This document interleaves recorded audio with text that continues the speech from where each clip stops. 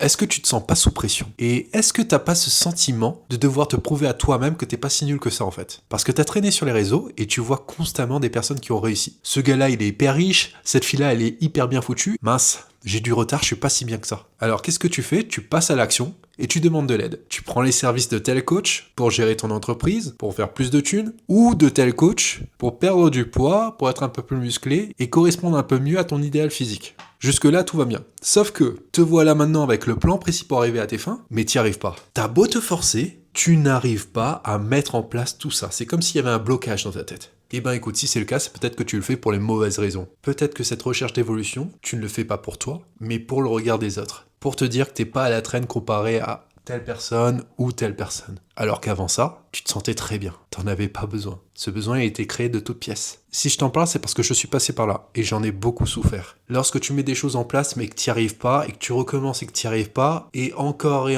que t'y arrives toujours pas, tu rentres dans un espèce de cercle vicieux qui t'amène à te dévaloriser. Tu te sens mauvais. Et tout ça s'est arrêté le jour où je me suis dit que tout ce que j'ai là, aujourd'hui, ça me suffit en fait. Je suis pas millionnaire, j'ai plus le même corps que lorsque je faisais des compétitions de bodybuilding, mais à côté de ça, j'arrive à faire mes courses sans regarder à la dépense, je voyage, et lorsque je regarde dans le miroir, je suis carrément fier en fait. Du coup, ce que je t'invite à faire avant même de penser à changer, c'est de te demander si t'es pas heureux avec ce que tu as déjà. Parce que crois-moi qu'il y a beaucoup de personnes sur les réseaux qui sont forts pour créer ce sentiment d'insuffisance qui te pourrit la vie. Et je vais terminer par ces mots que j'aurais aimé entendre beaucoup plus tôt. Tu n'es pas obligé d'avancer à 2000 à l'heure. Le plus important, c'est d'avancer à ton rythme et d'apprécier le voyage.